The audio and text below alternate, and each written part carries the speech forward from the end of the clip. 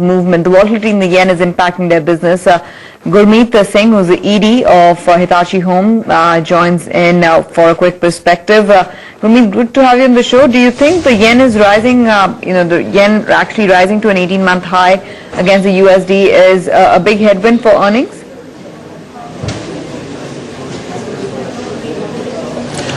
Thanks, Tanveer. The yen, actually, Hitachi Home Life Solutions India Limited, we are importing a lot of stuff from outside the world, but outside the country of India. But our imports from Japan are not very high, so I don't think so it is going to impact us in a very positive manner. And whatever, it's a very small part of our import that comes from there. So it's very interesting that we are a Japanese company and we are not getting very big benefit out of that. It may not be too much beneficial to us. Okay, fair enough. Let's talk about this new joint venture that you've set up and what are the plans with this JV? Yeah. So this joint venture between Johnson Controls and Hitachi was formed on the 1st of October 2015. It's almost been about, I would say, about 6 months of this joint venture. 7 months have passed. We have found a very big input coming in terms of technology, processes, which is something that is new thing for the joint venture. We have vis-a-vis what we were expecting what we're doing with Hitachi. Now, the benefits are and which have come also are in terms of channels where we are servicing the products, the technologies that are coming across in products like chillers. Also, we are getting great inputs on the service business that we have or the service processes that we have. I think all in all, it is turning out to be a very enriching and very important and very, I would say, rewarding experience for the organization today, HHLI, Hitachi Home Life.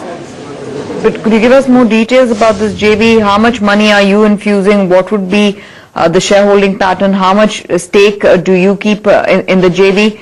And also, the kind of revenue potential you see from this joint venture. So Tanveer, this joint venture is a global joint venture. This is a 60-40 between Johnson Controls and Hitachi, 60% being Johnson Controls, 40 being Hitachi. So that is something which is applicable to India also. In India, we are a listed company on the stock exchange, and about 75% odd is the holding of the joint venture company.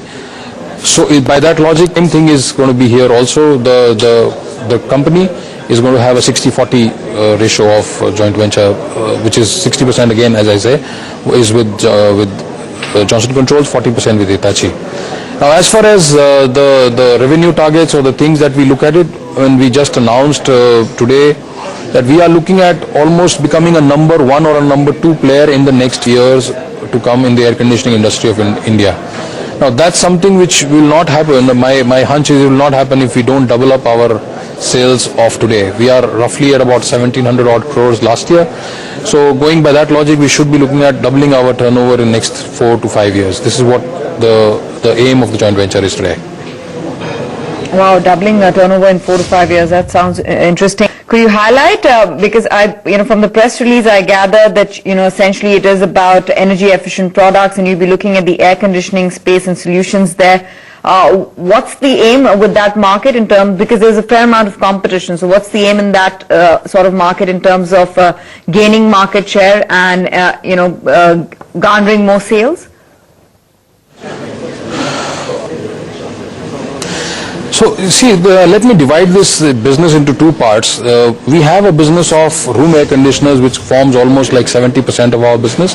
Now, room air conditioners is essentially about 80% of the total market of air conditioning in India. We are at a clear number 3 position there.